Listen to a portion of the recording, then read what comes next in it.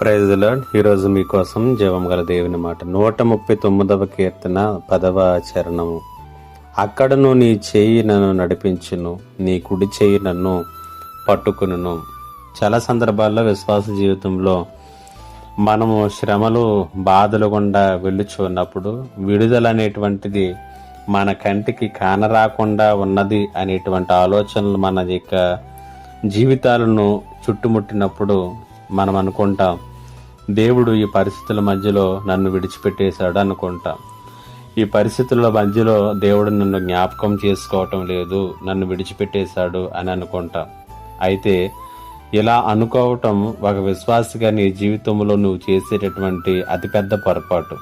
ఎందుకంటే 139వ కీర్తన 10వ చరణములో కీర్తనకారుడు అంటున్నాడు, అక్కడను నీ చెయ్యి నన్ను నడిపించును, నీ కుడి చెయ్యి నన్ను పట్టుకొను అంటున్నాడు.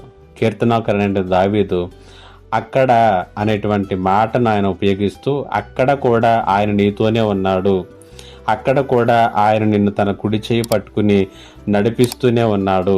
దేవుడు ఆయన పిల్లలను ఎట్టి పరిస్థితుల్లోనూ విడిచిపెట్టేవాడు కాదు అనేటువంటి వాస్తవిక సత్యాన్ని తెలియచేయడానికి ఆయన ప్రయత్నం చేసినట్లుగా మనం చూస్తున్నాం.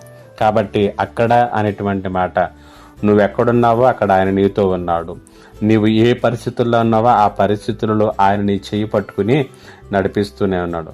దేవుడు ఎడారిలో హాగరుతో ఉన్నటువంటి దేవునిగా మనం చూస్తాం. ఆమె ఒంటరిగా ఉంది, దుఃఖంతో నిండి ఉంది, చిన్నపిల్లవాడిని ఎత్తుకుని భవిష్యత్తు ఏంటో అర్థం కాక గమ్యం తెలియనటువంటి ప్రయాణాన్ని చేస్తూ ఉన్నప్పుడు దేవుడు ఆమెతో పాటు ఉన్నాడు. అగ్నిగుండంలో షడ్రక్ మేషక్ అబేద్నెగోలను వేసినప్పుడు వారితో పాటు ఆయన ఉన్నాడు.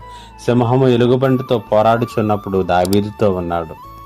సింహాల గుహలో దానియేలును పడవేసినప్పుడు దానియేలుతో ఆయన ఉన్నటువంటి దేవుడు. ఎంత గొప్ప దేవుణ్ణి నీవు కలిగి ఉన్నావు అనేటువంటి సంగతిని జ్ఞాపకం చేసుకుంటూ ఆయన నిన్ను మరిచిపోలేదు, విడిచిపెట్టలేదు. అక్కడ నువ్వు ఏ పరిస్థితుల్లో ఉన్నావో అక్కడ ఆయన ఉన్నాడు. అక్కడ ఆయన నీ కుడి చేయి పట్టుకుని క్షేమంగా ముందుకు నడిపిస్తున్నాడు. నువ్వు నడిచి వెళ్ళే స్థలము అది ఒక దీవెనకరమైన స్థలం, ఆశీర్వాదకరమైనటువంటి స్థలం, సమృద్ధితో నిండి ఉన్నటువంటి స్థలం. పరిశుద్ధాత్మ దేవుడి మాటల చేత మిమ్మల్ని బలపరచునగాక. ఆమేన్. ప్రార్థన. మా గొప్ప దేవుడు అయిన తండ్రి, నీకు వందనాలు.